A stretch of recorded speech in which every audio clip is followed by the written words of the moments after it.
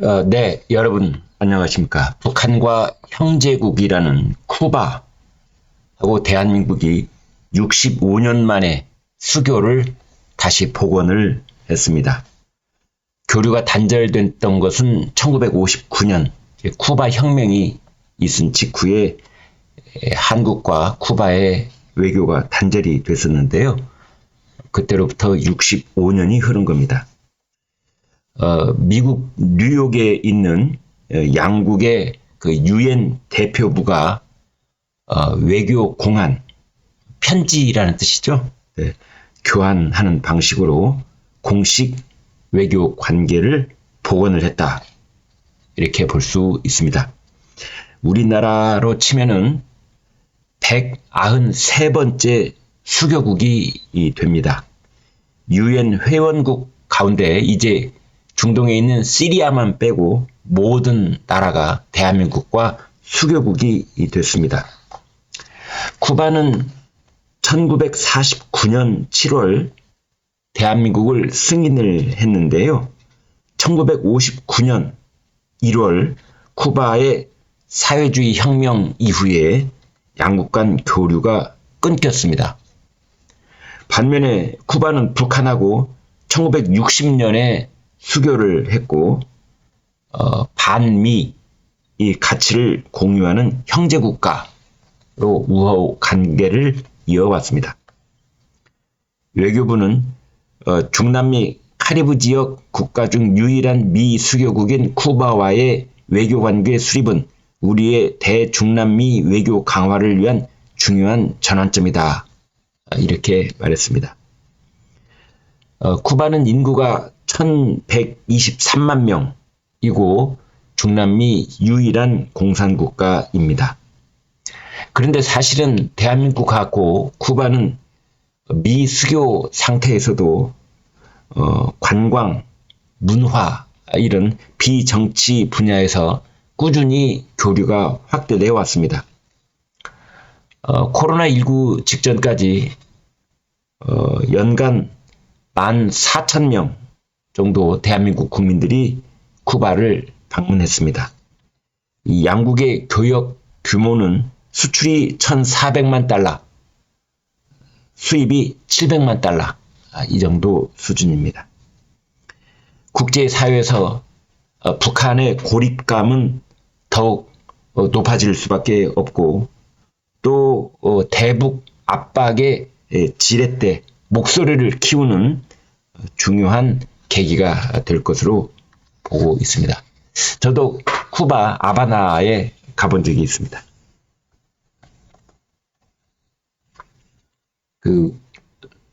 소설 쓰는 이청준 선생하고 같이 쿠바를 방문해서 그쪽 작가들을 만나서 그쪽에서의 작품 활동에 관한 얘기도 듣고 했는데요. 쿠바에 있는 이 작가들은 스페인어로 이제 소설을 쓰는데 출판은 스페인어에서 하더라고요. 그래서 인세를 쿠바에서 받으면 당이 상당 부분을 가져가기 때문에 쿠바에서 출판을 안 하고 스페인에서 출판을 하고 인세도 스페인에 있는 계좌로 받는 그런 모습을 본 적이 있습니다.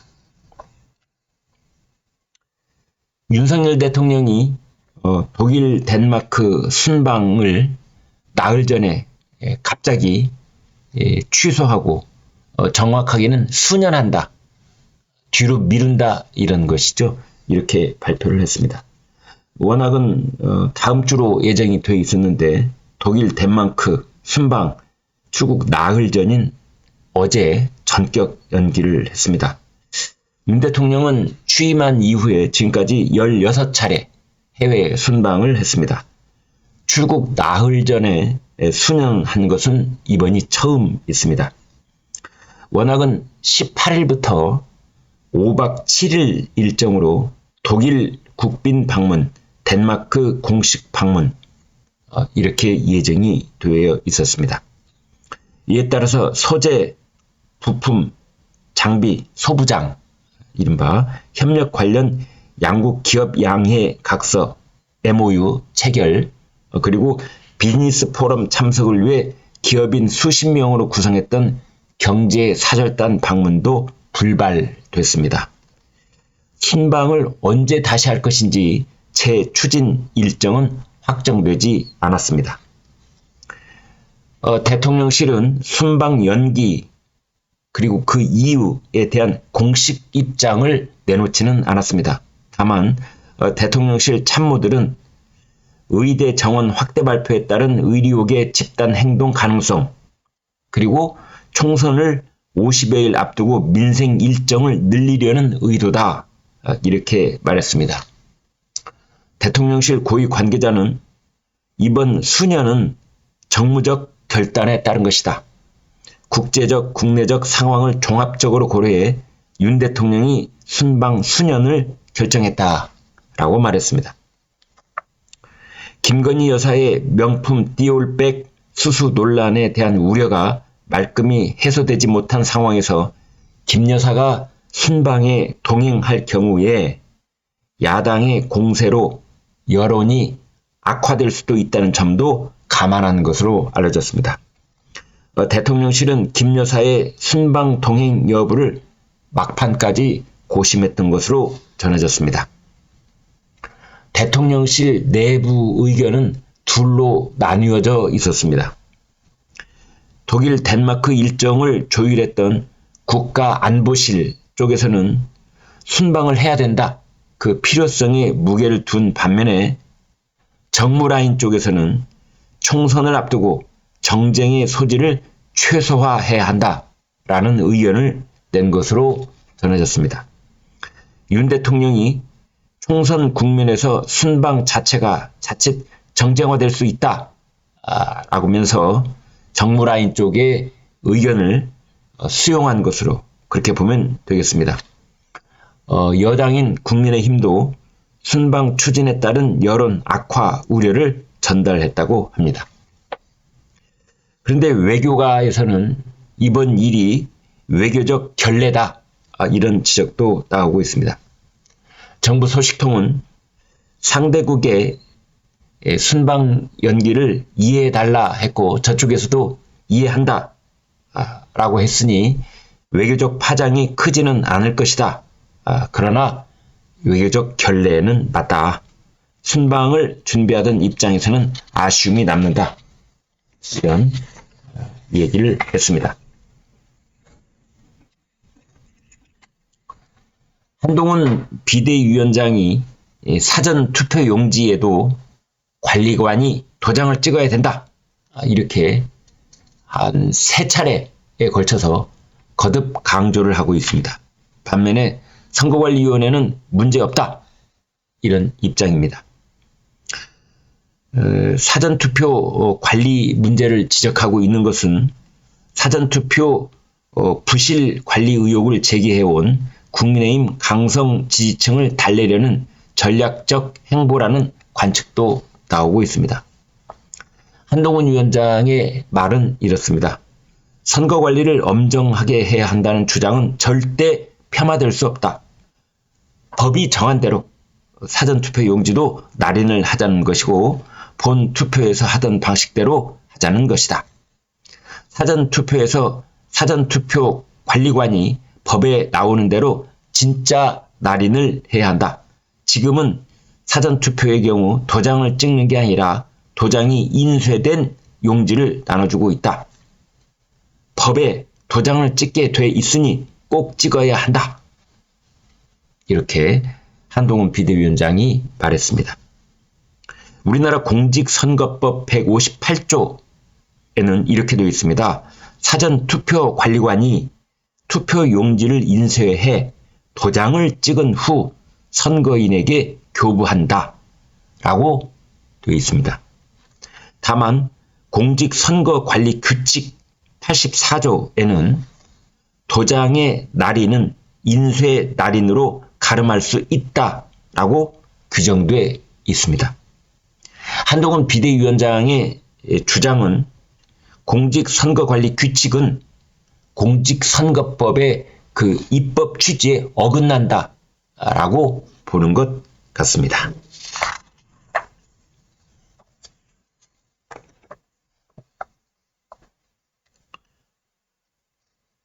지금 제22대 4월 10일에 치러질 국회의원 총선거에는 범죄 피의자들, 또 재판을 받고 있는 범죄 피고인들, 이 사람들의 도피처가 될 것 같습니다. 민주당 노웅래 의원 총선 출마를 공식적으로 밝혔습니다. 노웅래는 수천만 원대 뇌물, 불법 정치자금 받은 혐의로 재판 중입니다. 사업가로부터 청탁과 함께 돈을 받으면서 또 뭘 주시고 그러세요? 라고 말하는 녹음까지 나왔습니다. 이쯤 되면은 재판에 성실히 임하면서 자숙하는 게 상식입니다. 하지만 노웅래는 무도한 검찰 독재, 주권자의 준엄한 표 행사, 이런 말을 하면서 출마를 했습니다. 그런가 하면은 조국 전 법무장관, 검찰 독재 정권의 종식을 위해 맨 앞에서 싸우겠다라면서 신당 창당 총선 출마 선언했습니다. 조국은 1심, 2심에서 징역 2년형을 선고받았고 대법원에서도 그대로 확정될 가능성이 매우 높습니다. 그런데도 불구하고 고개를 숙이고 용서를 구하기는커녕 사법부의 판단에 사실상 불복하고 있습니다. 5.18 민주무효지를 찾아가서 저와 제 가족이 수사 대상이 되면서 광주 시민들의 고통과 분노를 이해하게 됐다고 했습니다. 정말 너무너무 어이가 없습니다. 아니, 입시 비리하고 어떻게 5.18하고 비교를 할 수 있습니까? 제정신입니까? 그런가 하면 돈봉투 살포 혐의로 구속되어 있는 송영길 전 민주당 대표, 감옥 속에서 정치검찰 해체당을 만들었습니다. 자, 이 사람들은 모두 유죄가 최종 확정되기 전에 국회의원 배지를 어떻게든 달아가지고 정치적 면죄부를 받겠다는 생각일 것입니다. 이들만이 아닙니다. 울산시장 선거 개입 사건 핵심 피고인 황운하, 이 사람도 지금 4년 임기를 거의 다 채웠지 않습니까?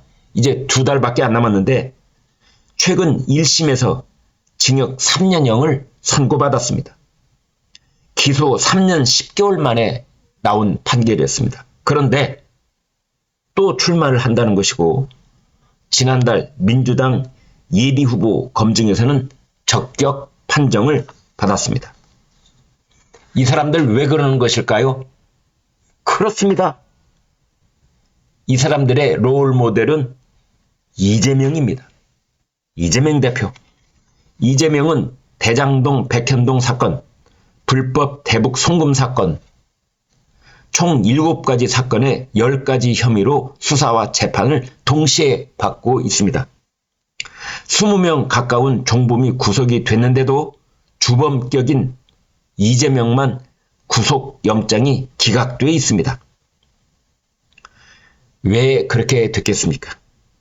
대선 패배 직후에 국회의원에 당선되고 당 대표 선거에서 이겨서 방탄조끼를 여러 벌 껴입은 덕분일 것입니다. 그래서 노웅래, 조국, 송영길, 황운하, 이재명, 이 5명에서 보듯이 민주당 때문에 대한민국 국회가 범죄자들의 도피처가 될 판입니다. 민주당 내부에서 반발하는 목소리가 있습니다. 친명계 좌장 정성호, 조국의 신당 창당 선언에 대해서 이렇게 말했습니다.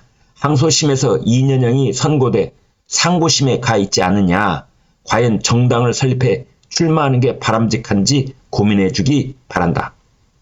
박성준 대변인, 전선이 흐트러질 수 있다.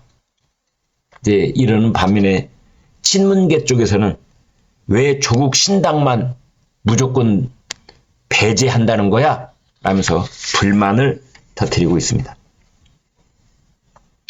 국민의힘 쪽에서는 어제 권영세, 나경원, 배현진 등 모두 25명을 단수 공천했습니다.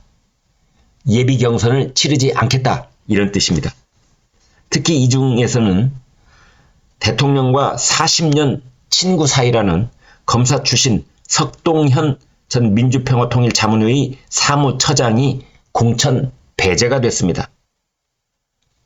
대통령실 출신 참모들은 이번 단수 공천에 단 한 명도 추천 포함되지 않았습니다.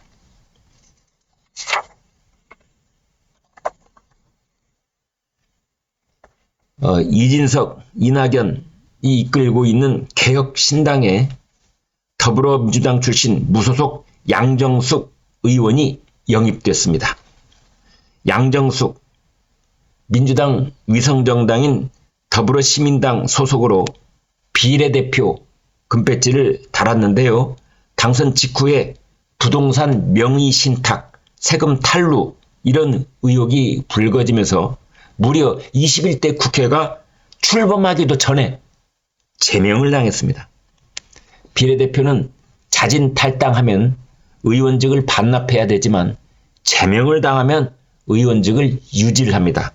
따라서 양정숙은 현재 현역 국회의원입니다.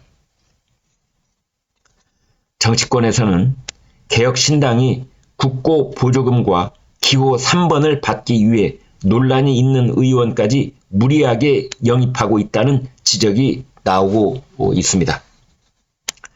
개혁신당은 이로써 현역 국회의원이 5명이 됐습니다. 5명이 넘으면 정당들에게 가는 국고 보조금, 그러니까 분기마다 주는 경상보조금, 선거 전에 주는 선거보조금, 이거를 받습니다. 전체 총액의 5%를 받습니다. 이번 1분기 2024년 1월, 2월, 3월치 경상보조금이 각 당에 지급이 되는데요. 총액은 125억 원, 내일 지급이 됩니다. 개혁신당 현역 5명 확보하면서 내일 6억 원을 받게 됐습니다. 5석 미만이면 수천만 원밖에 못 받습니다. 큰 차이가 있습니다. 현역이 4명이냐 5명이냐. 그래서 이번에 6억 원을 받는데 아마 국회 여의도 내에서 이제 개혁신당은 그 여러 사무 공간도 배정을 받게 됩니다. 네, 오늘 준비한 내용 여기까지 여러분과 공유했습니다. 여러분 대단히 고맙습니다.